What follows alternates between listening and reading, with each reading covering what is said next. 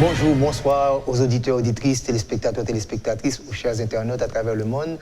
Encore une fois, nous allons nous rendre du côté de la République dominicaine, Santo Domingo, où il y a eu, comme vous savez, la passation de pouvoir, la fin de cycle, la fin d'une ère. Et c'est ainsi que nous allons avoir notre ami, confrère Henri Ebra, économiste basé à Santo Domingo, en République dominicaine. Henri, c'est un grand plaisir de te retrouver après tout ce temps. Kessler, merci beaucoup de cette occasion de renouer le contact avec nos amis et nos voisins haïtiens. C'est vrai qu'on n'a pas été suffisamment, je pense, en contact. Écoute, j'espère que c'est le renouvellement d'un contact un peu plus étroit. Je crois que ce serait bien pour que nous puissions partager nos expériences différentes, mais qui sont les expériences basées sur une même île, dont nous sommes les colocataires tous les deux. Voilà. Tout à fait, tu as bien dit, colocataires. Dis donc, comment vous avez trouvé la passation de pouvoir et comment ça a été? Bon, je sais que c'est très difficile l'environnement au niveau du coronavirus, mais vous avez tenté et vous avez réussi ce passage. Comment a été la passation de pouvoir? Tu sais que finalement, beaucoup mieux que prévu, parce que c'est vrai que depuis l'année dernière, bon, tu te souviens, je sais que tu suis de très très près l'actualité en République dominicaine. Tu sais qu'on a eu une année 2019 très compliquée par les tensions politiques, ce qui est un petit peu une nouveauté en République dominicaine. Il y a eu un projet d'essayer de modifier la Constitution pour permettre à Danilo Medina d'être candidat pour une troisième fois de suite.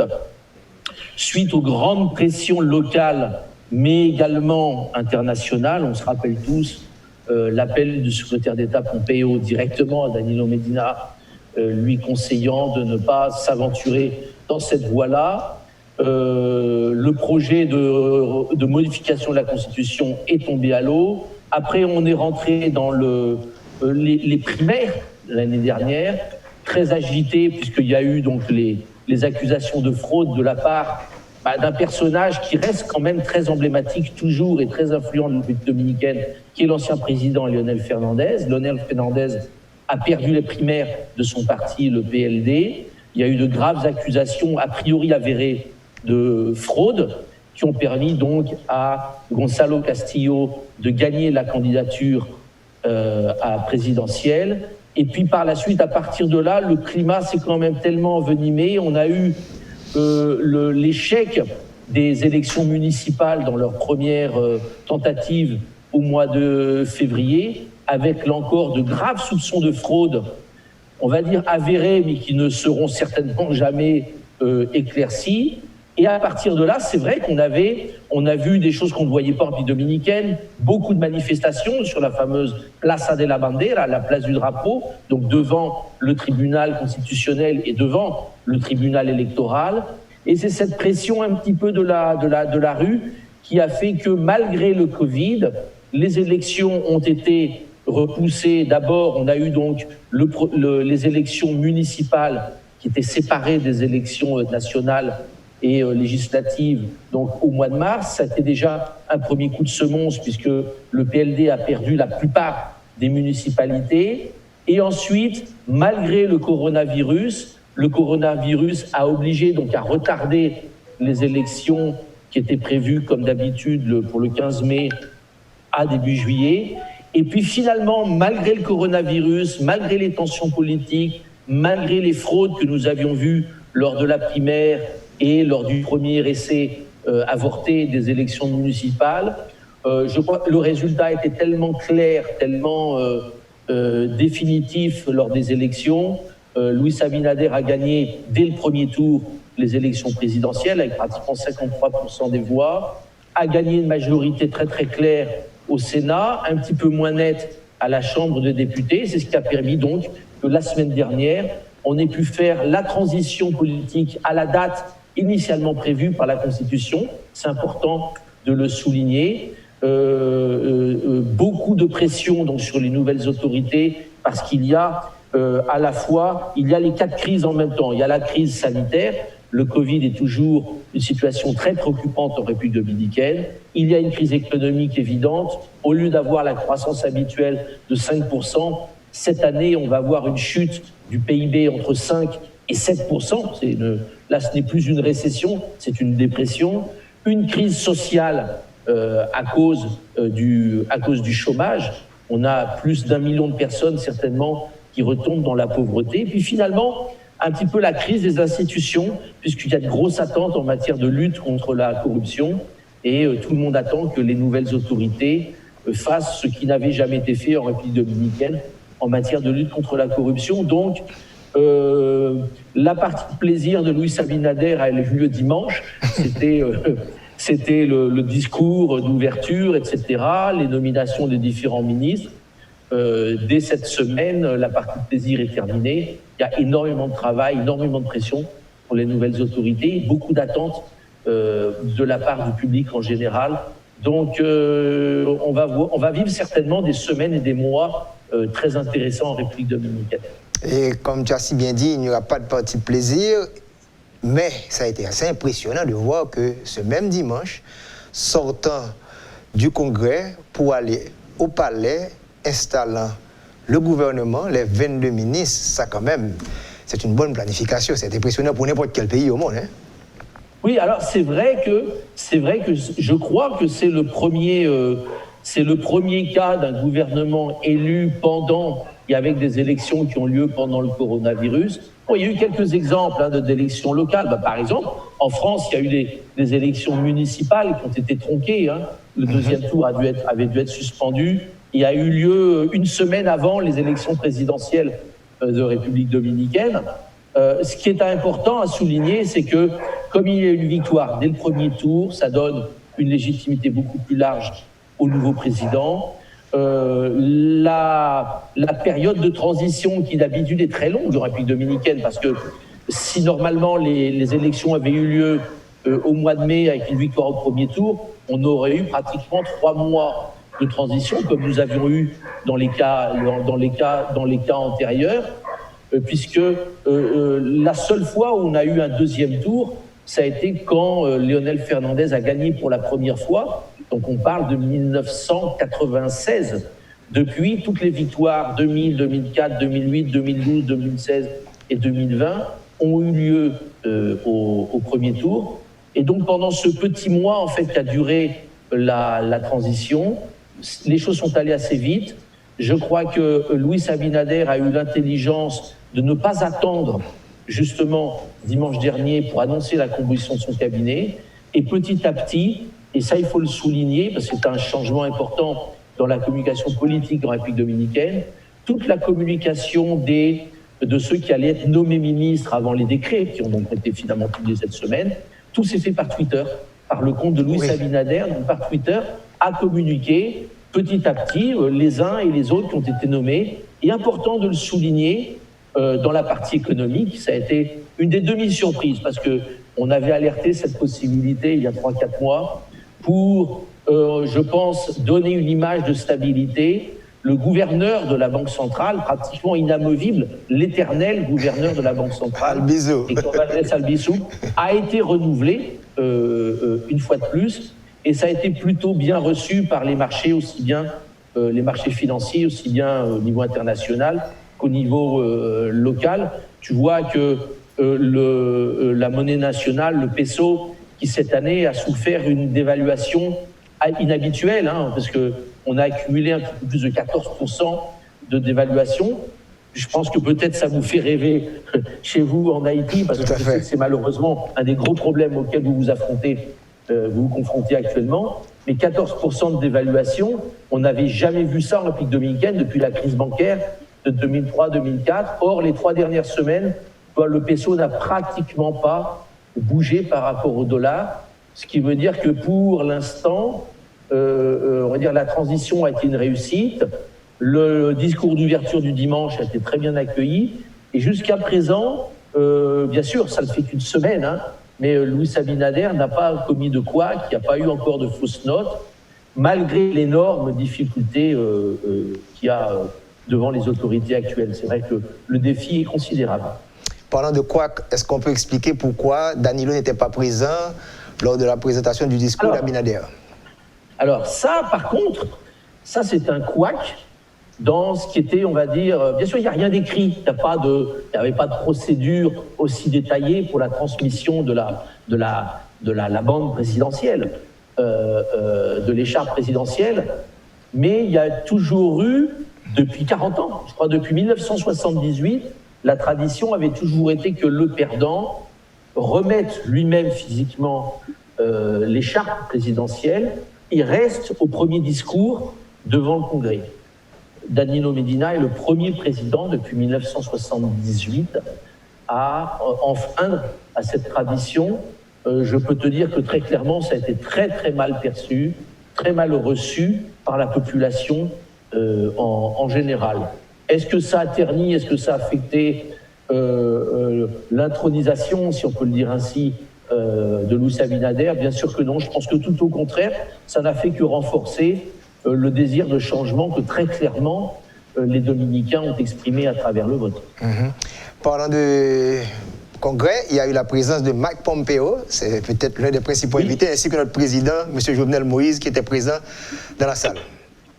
Oui, alors je crois que ça c'est intéressant, parce que on essaye de décrypter un petit peu, comme toujours, dans le message, il y a le dit et le non-dit, et parfois le non-dit est aussi important, sinon plus, que ce que l'on a dit.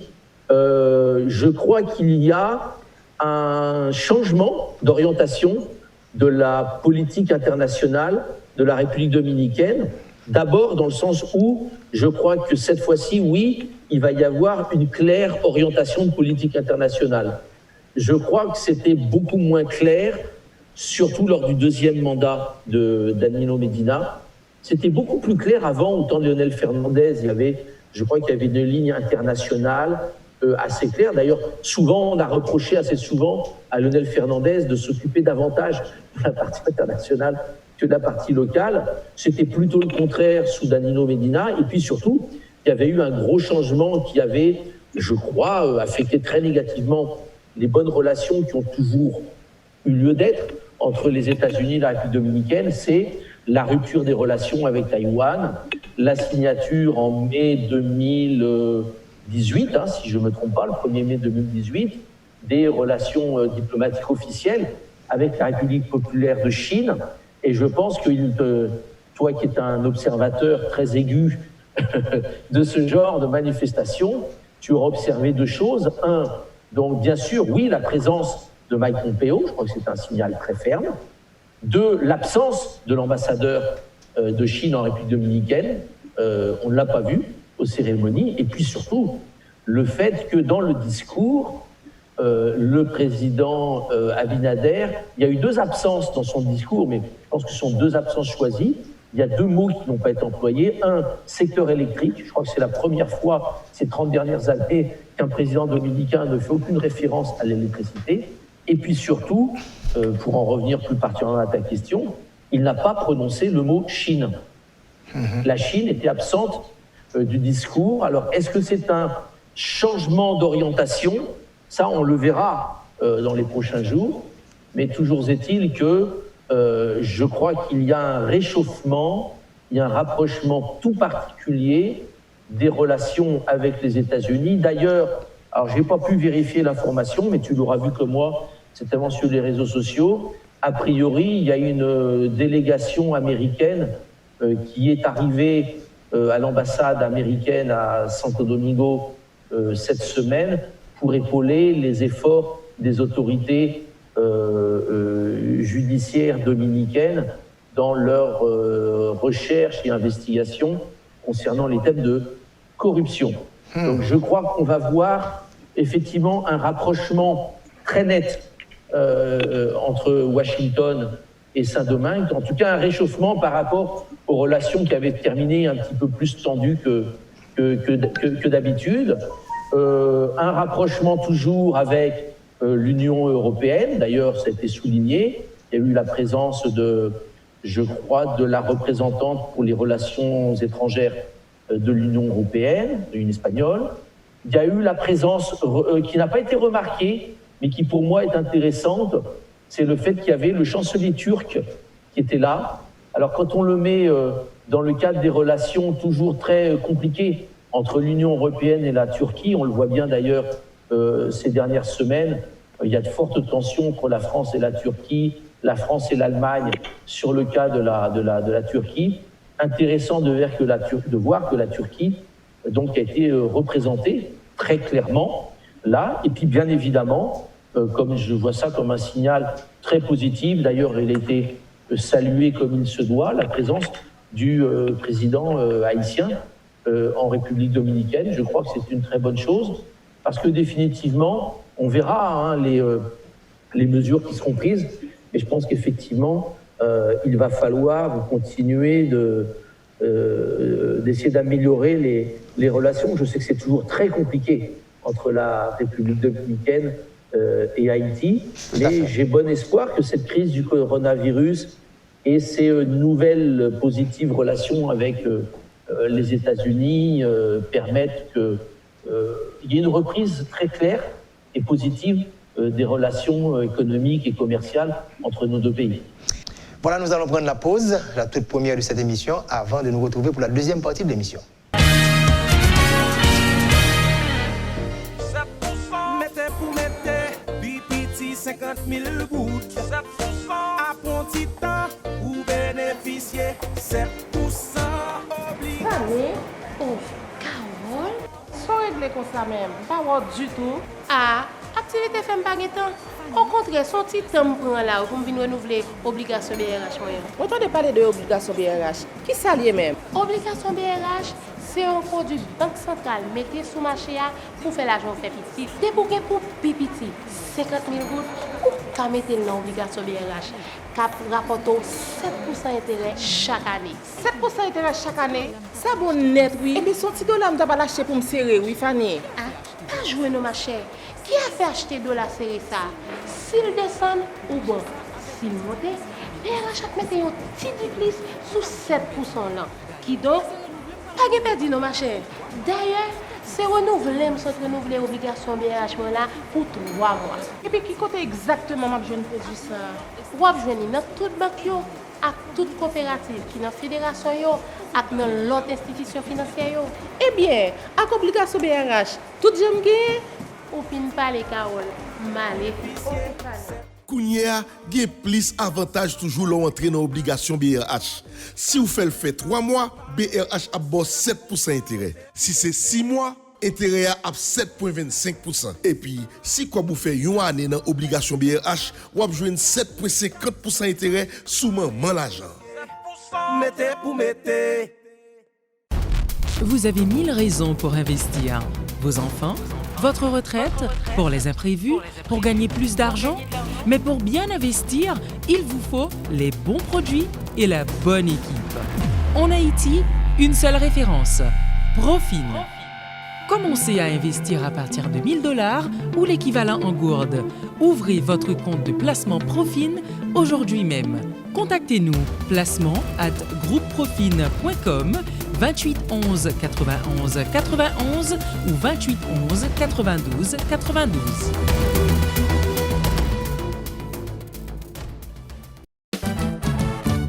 Les campés à côté, la défense intérêt, la fais affaire marché, toujours Jean ou tablé, ou toujours faire confiance, passer le bas ou performance, ou satisfait sans mode, l'op c'est client Sogé Bank, Sogé Bank, toujours bas côté mes amis, Sogé Bank, toujours bas côté, Sogé Bank, toujours bas côté mes amis, Sogé Bank, toujours bas côté, Sogé Bank.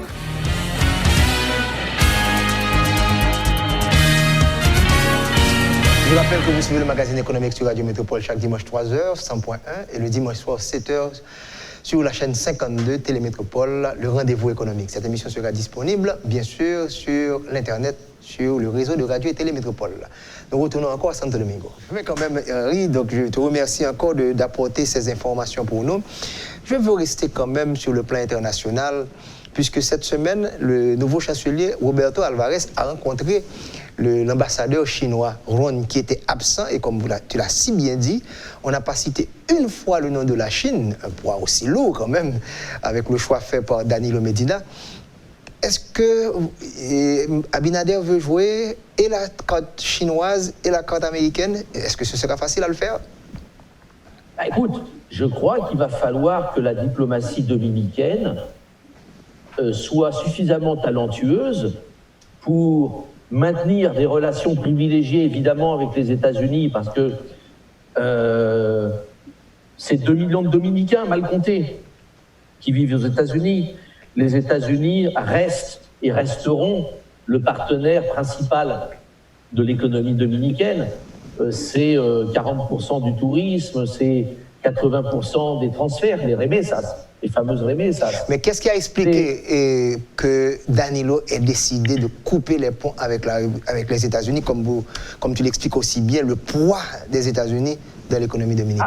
Alors, je sais pas s'il avait vraiment réalisé à quel point le choix d'abandonner les excellentes relations qu'il y avait avec Taïwan et d'établir des relations, ce qui me paraît très bien aussi, parce que c'est difficile quand même de refuser d'avoir des relations diplomatiques avec la première et ou seconde puissance économique au monde. La Chine est un acteur indispensable aujourd'hui sur tous les échiquiers.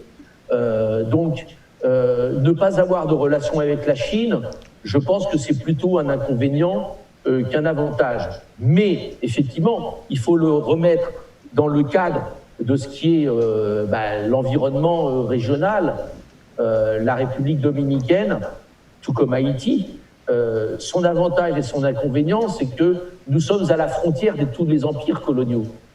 On est donc, et je crois qu'il y a un livre magnifique de Juan Bosch là-dessus, qui raconte bien toute l'histoire si agitée de nos deux pays. On ne peut pas l'analyser si on ne prend pas en compte que la position géopolitique de notre île nous place à la ligne de fracture, toujours, d'empires. Alors, ce ne sont pas nécessairement les mêmes qu'il y a 3 ou 4 siècles en arrière, mais on arrive toujours à être à la frontière des empires. Donc aujourd'hui, je crois que la stratégie diplomatique de Luis Abinader, c'est d'avoir d'excellentes relations avec les États-Unis, de pouvoir avoir des relations importantes, continuer d'avoir des relations avec la Chine, parce qu'on les avait déjà avant. D'un point de vue commercial, la Chine était déjà le 2e principal fournisseur de la République dominicaine. Donc il faut qu'on puisse avoir de bonnes relations avec la Chine sans avoir de mauvaises relations avec les États-Unis, continuer d'avoir des relations avec l'Union européenne, parce que c'est très important en termes de coopération, puis on va dire aussi de relations d'origine culturelle. Et puis finalement, je crois que là, il y a également un rôle à jouer dans les relations régionales. Et on voit bien aujourd'hui qu'un des enjeux du Covid, c'est de montrer que, les États-Unis, ils ont la planche à billets, ils s'en sortiront. L'Union européenne a beaucoup de programmes qui sont ces programmes. Ils vont d'abord céder entre eux, ce qu'on va dire, à la limite, c'est bien normal. Qu'est-ce qui nous reste à nous ? Régionalement, est-ce que nous existons ? Je crois qu'il y a la volonté de la part de Luis Abinader de reprendre un rôle qu'avait essayé de jouer la diplomatie dominicaine au temps de Leonel Fernandez, de poser un petit peu plus au niveau international. Une façon de peser, c'est également peut-être de convoquer une cumbre régionale, un grand sommet régional dans lequel les Amériques, alors avec ou sans les États-Unis, mais on va dire peut-être que le sud des Amériques, le sud de notre continent, donc l'Amérique centrale, là où les Caraïbes, suivant comment on veut les appeler, et l'Amérique du Sud, je pense qu'il va falloir que nous établissions de nouvelles coopérations, de nouveaux programmes entre nous, parce que sans ça, nous continuerons d'être la 3e roue du carrosse. Tout à fait. Arrivons maintenant aux 2 locataires de l'île, comme tu l'as si bien dit. Et est-ce pour la première fois, tu vas éclairer ma lanterne, qu'on n'a pas ressenti dans cette dernière élection la présence d'Haïti, même de l'anti-haïtianité qu'on a généralement, surtout utilisée par les nationalistes, entre guillemets, au niveau de la République dominicaine. Est-ce qu'Abinader a coupé les ponts avec ce courant-là que Fernandez courtisait parfois au niveau électoral? Donc, et tu sais aussi bien que moi qu'il y a eu dans le projet de campagne d'Abinader, on a mis beaucoup d'informations sur Haïti. Est-ce que tu ressens un changement qu'il va y avoir? Est-ce que c'est une nouvelle génération qui dit « Ok, d'accord, on n'est plus avec Trujillo, Balaguer et même Fernandez qui ne disait pas clairement ce qu'il voulait faire ». Dis-nous qu'est-ce que tu as ressenti. Moi, je crois qu'il y a l'occasion, effectivement, d'établir de meilleures relations.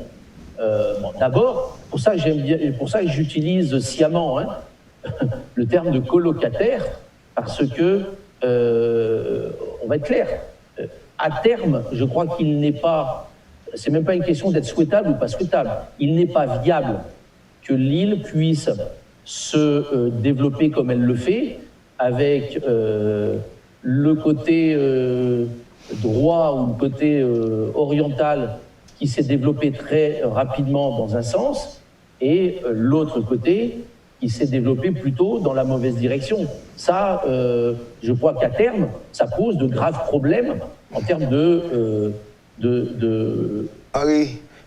possibilité de développement. J'aime dire c'est le principe des vases communicants. Donc ça va ramener vers le bas. Évidemment.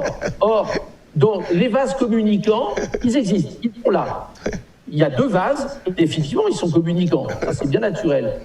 Et donc, ils vont communiquer pour les choses positives et pour les choses négatives. Tout à fait.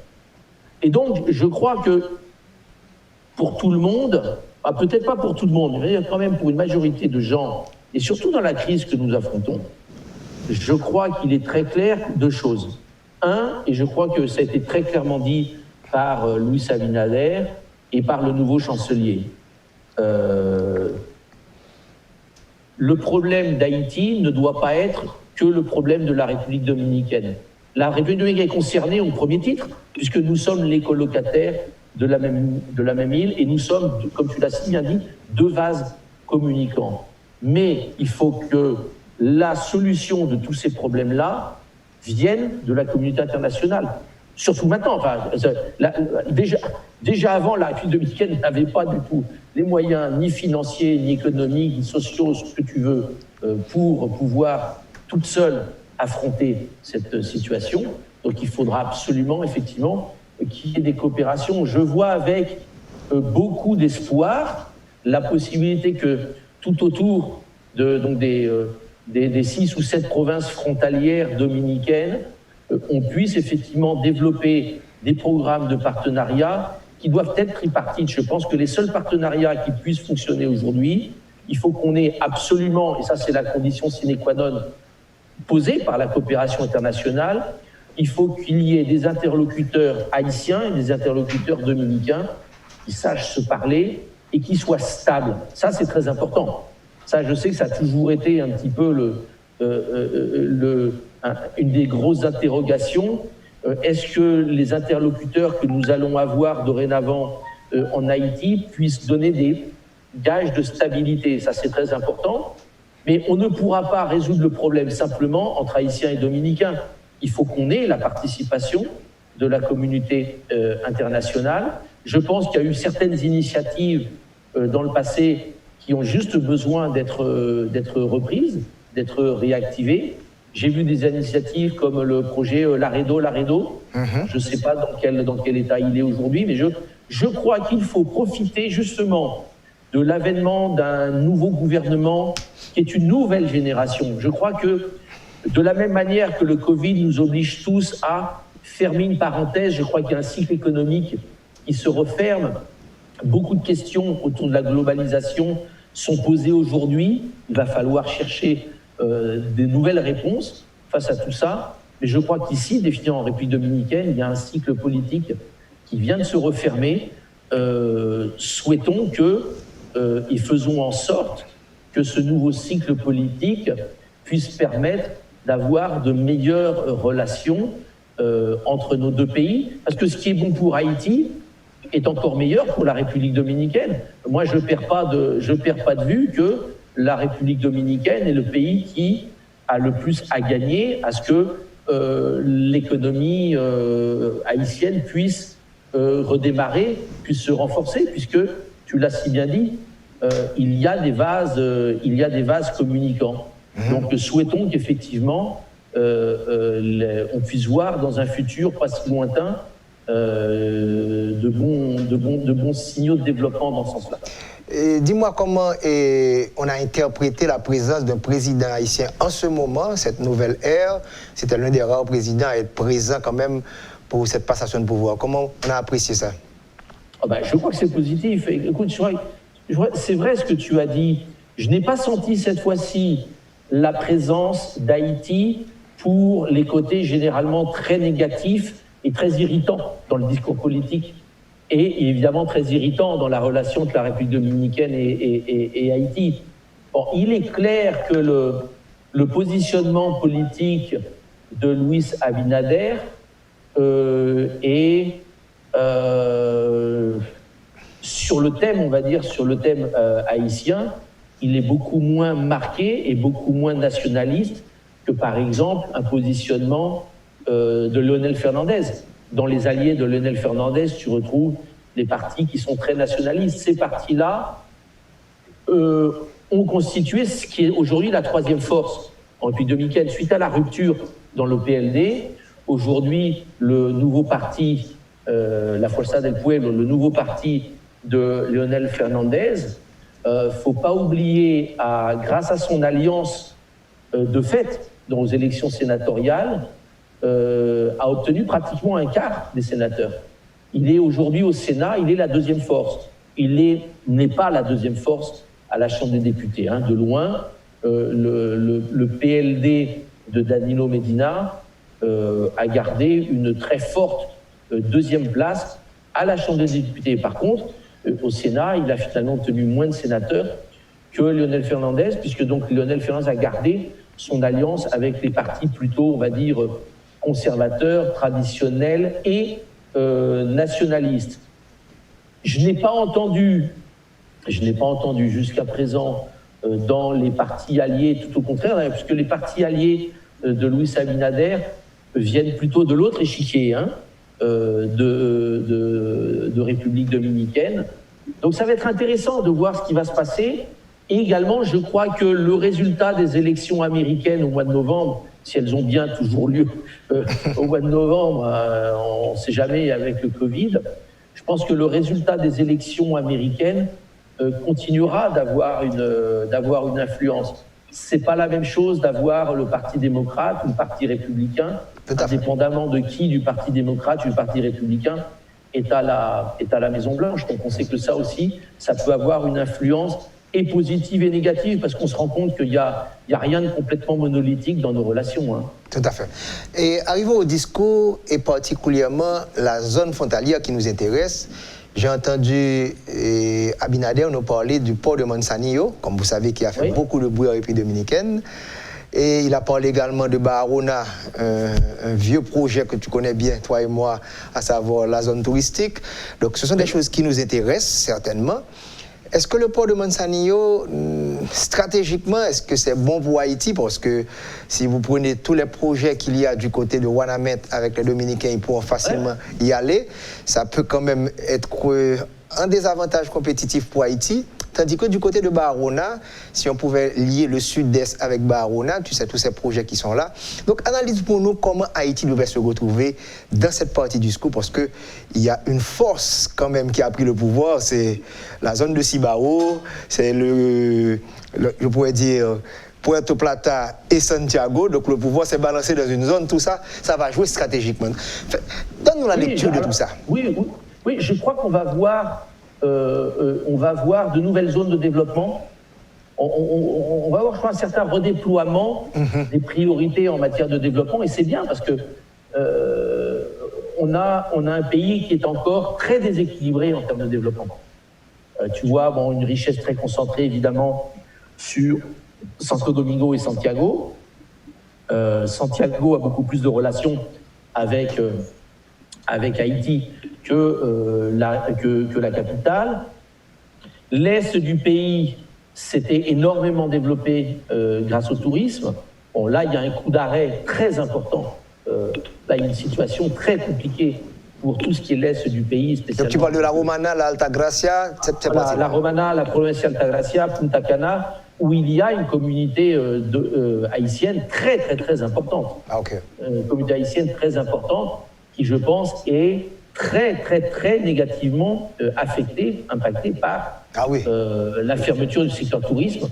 Je n'ai pas vu de chiffres, mais enfin, j'imagine que, par exemple, au niveau des transferts des Haïtiens de République dominicaine vers Haïti, ça doit se sentir, hein, parce que là, il y a vraiment une très, très forte chute d'activité. Par contre, effectivement, je crois que ça va rééquilibrer.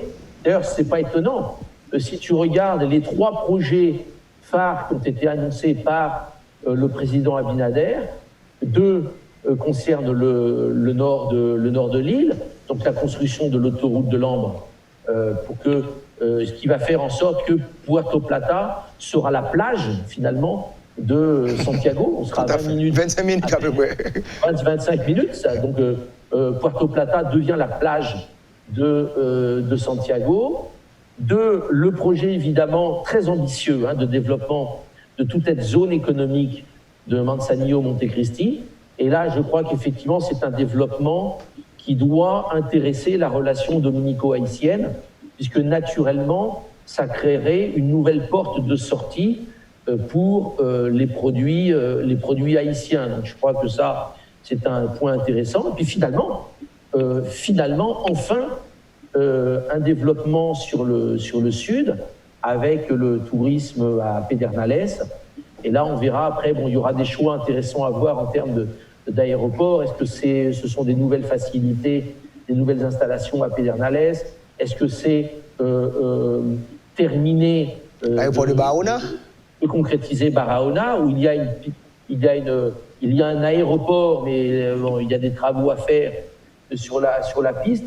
Je pense que toutes ces choses-là sont positives, et je crois que là aussi, tout ce qui va être bon pour la zone frontalière dominicaine doit servir également, doit être un motif de bonne nouvelle pour Haïti. On verra après les développements ferroviaires. Est-ce que ça pourra être à terme une façon de mieux développer et de mieux formaliser également les relations entre les deux pays? Moi, je crois que c'est si l'on veut le voir comme ça, c'est probablement le début d'une nouvelle ère dans les relations entre la République dominicaine et Haïti. Beaucoup de gens ne voient Haïti que pour les parties évidemment problématiques pour la République dominicaine, c'est clair. Moi, je fais aussi partie de ceux qui voient que Haïti a été, sur beaucoup de domaines, une bonne nouvelle pour la République dominicaine. Et je pense que devant nous, si on s'en occupe, si on s'y attache, je pense que le futur apportera beaucoup plus de bonnes nouvelles et d'opportunités que le contraire. Par contre, si ni du côté haïtien ni du côté dominicain, on s'en préoccupe et on attend encore une fois qu'éventuellement vienne la lumière de l'extérieur, déjà qu'elle ne venait pas avant le coronavirus, elle va venir encore moins maintenant. Donc je crois que c'est à nous, des deux côtés de la frontière, de faire en sorte qu'on puisse monter des projets que la communauté internationale voit comme des projets intéressants. Et je crois qu'il y a suffisamment de matière entre les deux pays pour pouvoir faire ce genre de projet. Donc, tu vois, je suis très content qu'on ait cet échange aujourd'hui. Ça fait très longtemps que je n'ai plus d'échange avec Haïti. Et je pense que, tu vois, cette conversation que nous avons aujourd'hui peut être une excellente démonstration que depuis dimanche dernier, peut-être, certaines choses ont positivement changé dans la relation entre nos deux pays. Et j'aspire, tu vois, Kessner, que des gens comme toi et moi, nous puissions être ces facteurs et ces agents de changement positif. Je pense que si très, très humblement, nous pouvons avoir un rôle à jouer, c'est celui-ci. Et déjà, tu vois, le fait de se parler. Quand on se parle, on se dit les choses, on se présente les choses, et ça permet d'évacuer tout un tas d'imaginaires.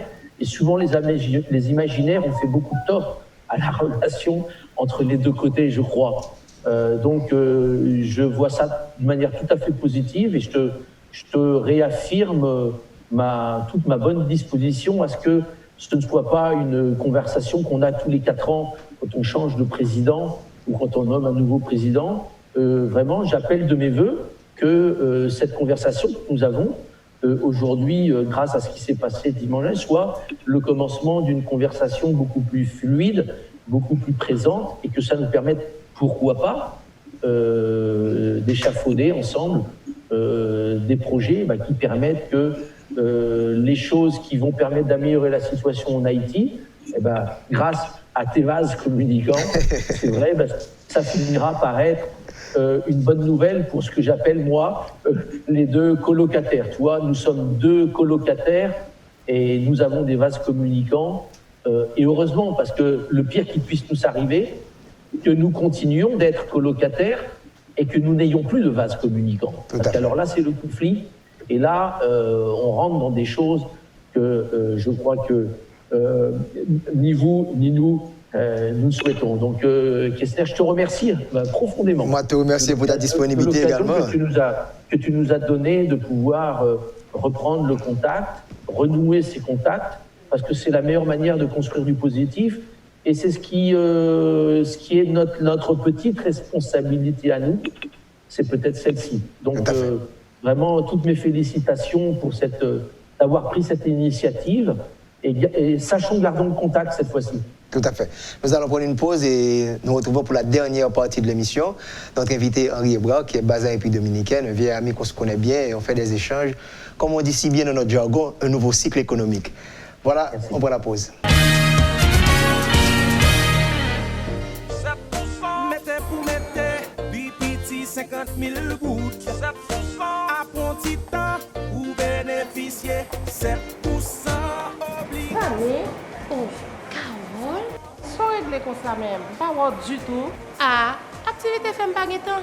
Au contraire, son petit temps prend là pour venir renouveler obligation BRH moyen. On entendait parler de obligation BRH. Qui ça lié même? Obligation BRH, c'est un produit banque centrale mettez sous marché pour faire l'argent fait petit. Dès pour pipiti 50 000 gouttes, ou qu'à mettre dans l'obligation BRH, cap rapporte 7% intérêt chaque année. 7% intérêt chaque année? Ça bon net, oui. Et bien, son petit dollar, je vais l'acheter pour me serrer, oui, Fanny. Ah, pas jouer nos marchés.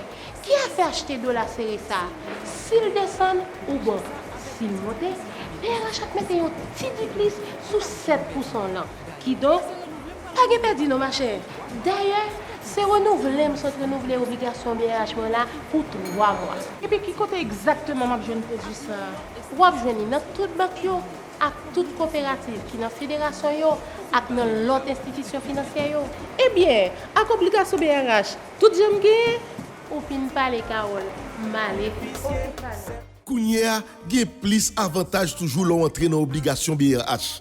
Si vous faites le fait 3 mois, BRH a 7% intérêt. Si c'est 6 mois, intérêt à 7,25%. Et puis, si vous faites une année dans l'obligation BRH, vous avez 7,50% intérêt sous maman l'argent.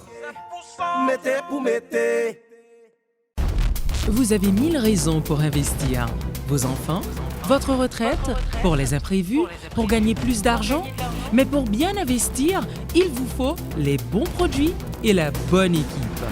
En Haïti, une seule référence, Profin. Commencez à investir à partir de 1 000 $ ou l'équivalent en gourde. Ouvrez votre compte de placement Profin aujourd'hui même. Contactez-nous, placement@groupeprofin.com, 28 11 91 91 ou 28 11 92 92.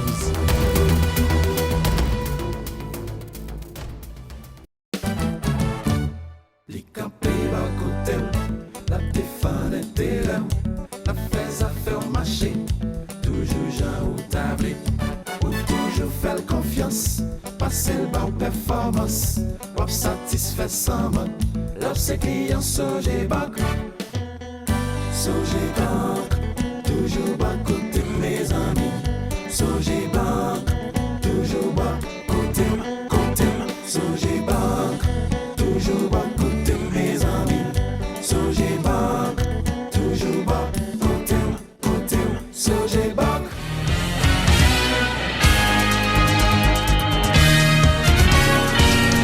rappelle que vous suivez le magazine économique sur Radio Métropole chaque dimanche 3h, le 100.1, et le dimanche soir 7h, le rendez-vous économique. Cette émission sera disponible sur YouTube pour que vous puissiez revoir quand vous le voulez. Nous avons un vieil ami, Henri Ebois, ça fait longtemps déjà qu'on ne s'est pas vu, donc comme il a si bien dit, les élections dominicaines, la passation de pouvoir, ça nous permet de nous retrouver. Mais Henri, comme tu as dit si bien dit, il ne faut pas laisser les initiatives exclusivement aux politiciens. Je pense que la société civile, le secteur des affaires, ils doivent s'y mettre en quelque sorte. Essayons d'analyser du côté des Dominicains. Quel intérêt le secteur des affaires? Lorsqu'on parle des Ranieri, des Azzurri, des Vicini ou encore les Ménès, comment ils interprètent le rôle d'Haïti, ce marché qui ont intérêt également à développer, les relations entre les secteurs des affaires? Comme observateur, qu'est-ce qui bloque un échange beaucoup plus étroit? Au lieu de penser à 12 millions de côté, 10 millions de l'autre, on pourrait réfléchir les 20 millions d'êtres humains, les colocataires, j'aime bien ce terme, et comment on pourrait vraiment avoir un marché beaucoup plus important et développer cette économie, comme tu l'as si bien dit, pour la prospérité et le bien-être de cette île. Et ça, ce sera possible que si effectivement la transformation et le changement, qui est un petit peu le mot-clé de la campagne de Luis Abinader, puissent s'opérer. Et tu sais, je crois que une des petites... Bon, il n'y a pas beaucoup de similitudes, on va dire, aujourd'hui, entre Haïti et la République dominicaine. Mais si je peux me permettre, là où je vois une similitude, c'est que, bon, avec des manifestations peut-être un petit peu différentes, les affaires, aussi bien en Haïti qu'en République dominicaine, ont toujours été dominées par quelques groupes.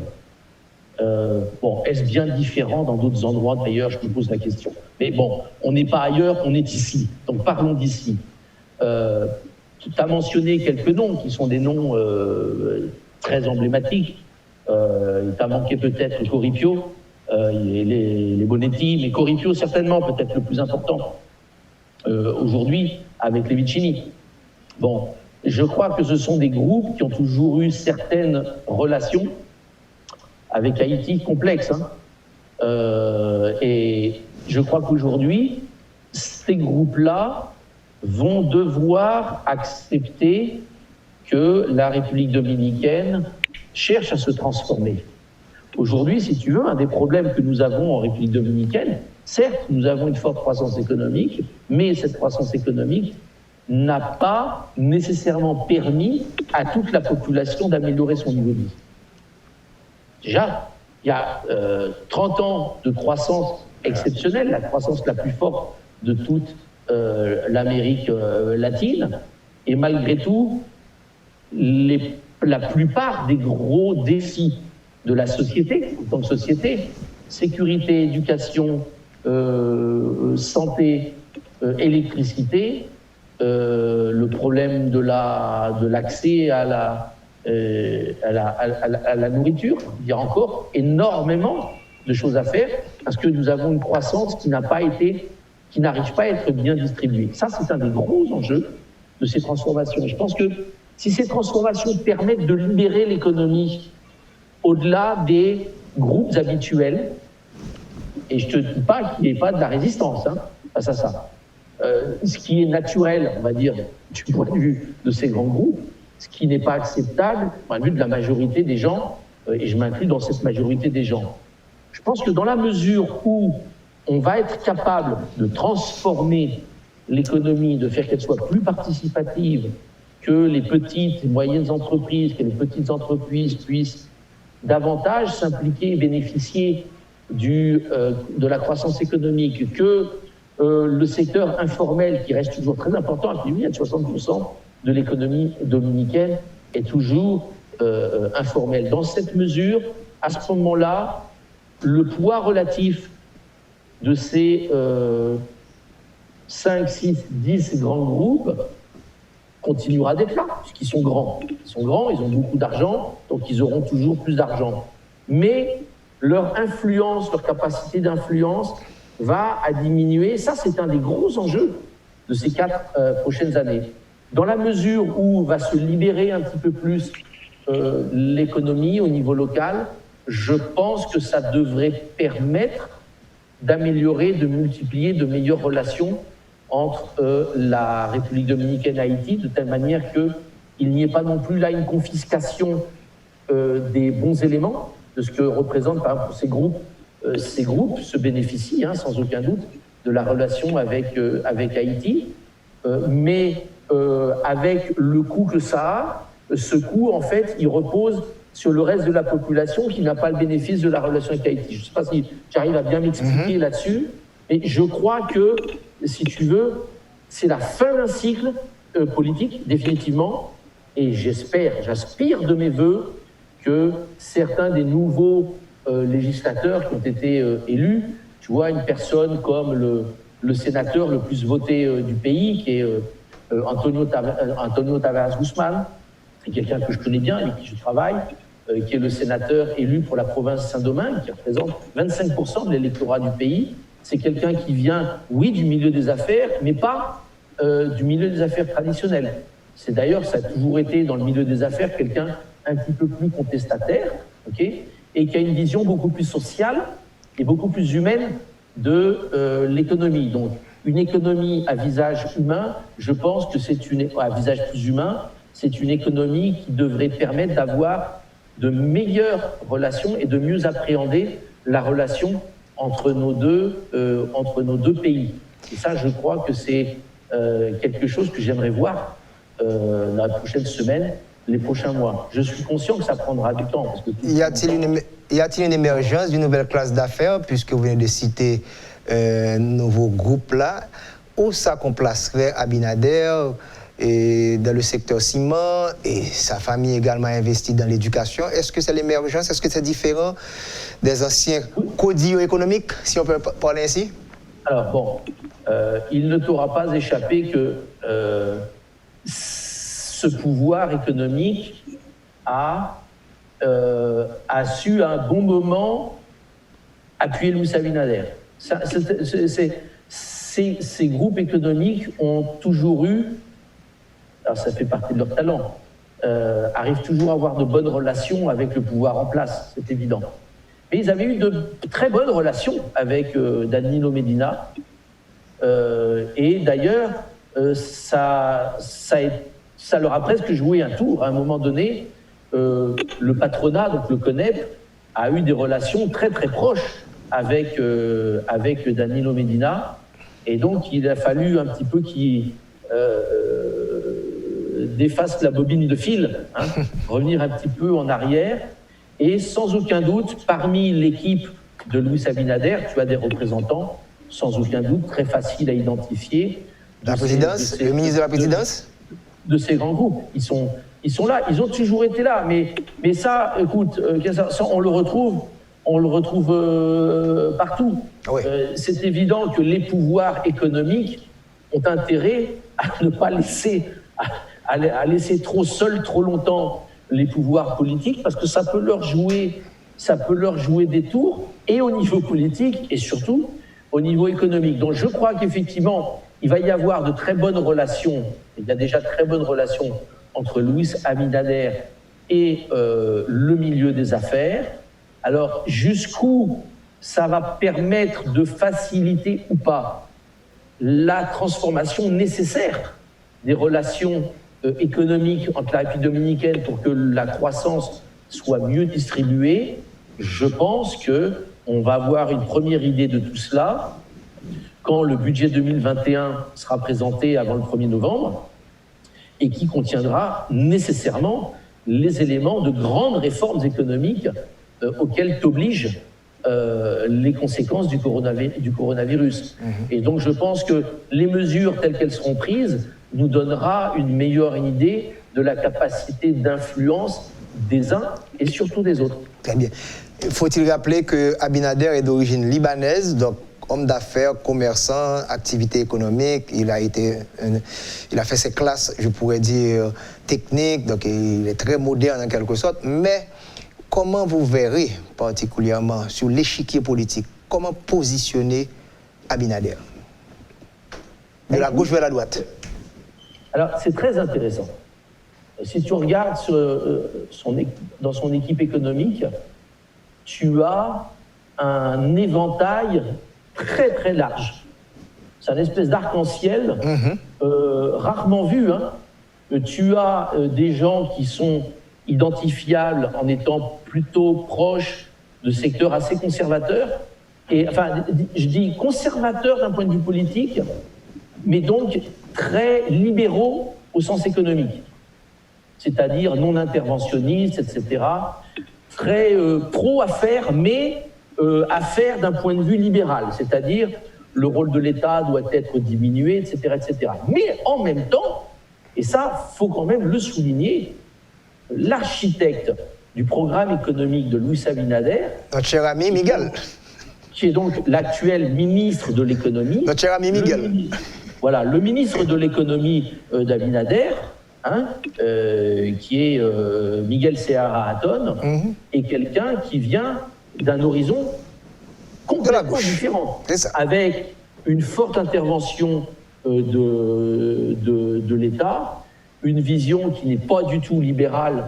de l'économie, alors que tu verras que le ministre, qui est également un excellent professionnel, hein, le ministre des Finances, Rochi Vicente, lui, il serait plutôt identifié de l'autre côté de l'échiquier. Donc ça va être très intéressant de voir quel va être le résultat, quelle va être la synthèse de tout ça, parce que je ne crois pas que ça se pose en termes de quel est le côté de l'échiquier qui va l'emporter, parce que sans ça, déjà, au niveau des nominations, on l'aurait vu.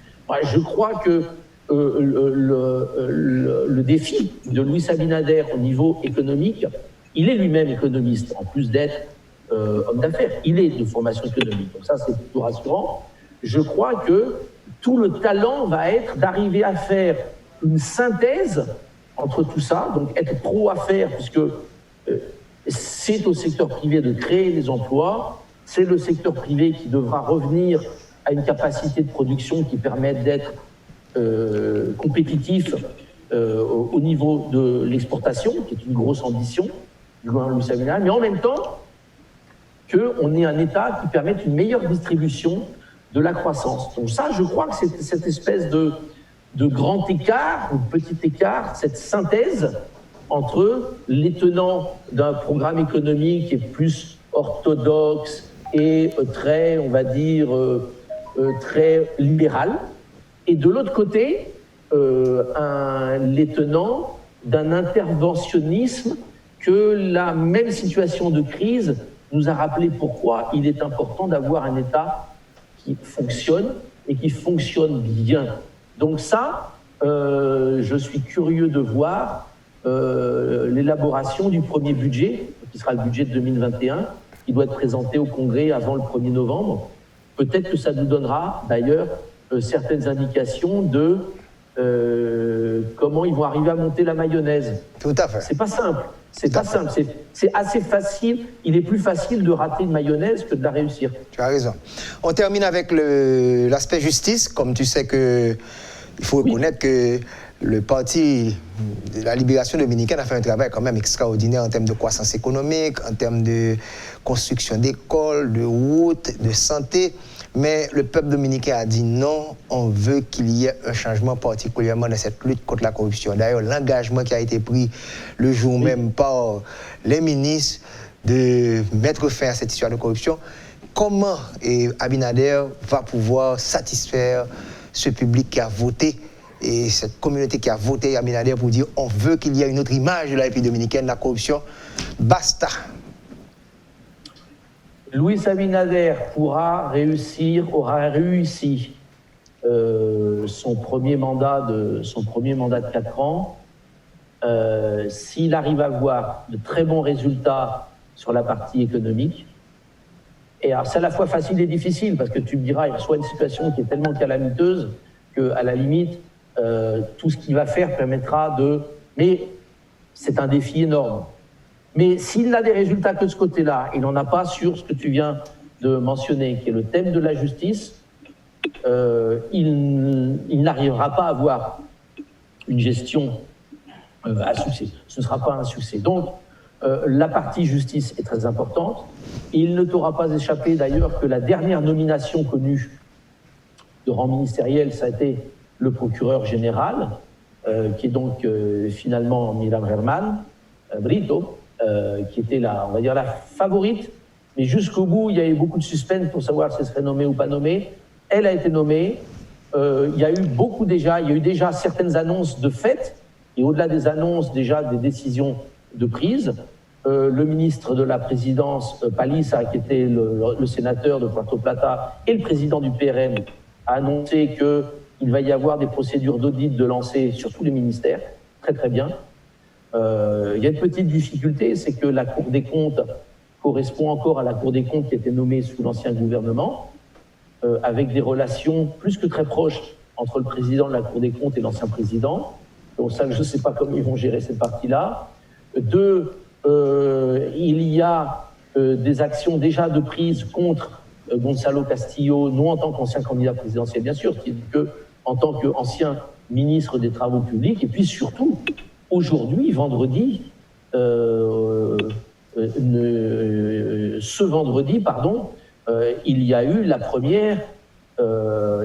premier interrogatoire à la Procuraduría, qui est la veuve de l'ancien député Juan Esport, qui avait été assassiné. Et donc, sa veuve avait été nommée, puisqu'elle est très proche de la famille de l'ancien président. Elle avait été nommée à la tête d'une institution, et là, il y a plusieurs cas de possibles scandales de corruption qui sont sortis. Et donc, c'est la première qui a été invitée à boire un café avec les autorités qui sont chargées de lutter contre la corruption. Je crois que la pression est tellement grande au niveau local, mais aussi au niveau international. Je crois que là, les États-Unis n'ont pas caché leur intérêt à ce que les dossiers avancent en matière de corruption, notamment le thème de Odebrecht, notamment le thème de Punta Catalina, l'usine thermoélectrique, que, comme tu l'as fort bien souligné, je crois qu'on ne pourra pas parler de succès d'Abinader s'il n'y a pas, en plus des succès sur la partie économique et sociale, des succès sur la partie de la lutte contre la corruption. Ce serait la première fois, effectivement, que l'on voit des résultats tout à fait concrets. Et crois-moi que, aussi bien que les États-Unis ont l'air d'être très vigilants là-dessus, les mêmes personnes qui sont allées manifester au mois de février et au mois de mars sur la place du Drapeau pour demander de la démocratie et de la transparence dans les comptes, ce sont les mêmes personnes qui pourraient se retrouver très prochainement à la place du Drapeau si elles estiment que ce qui est fait n'est pas suffisant.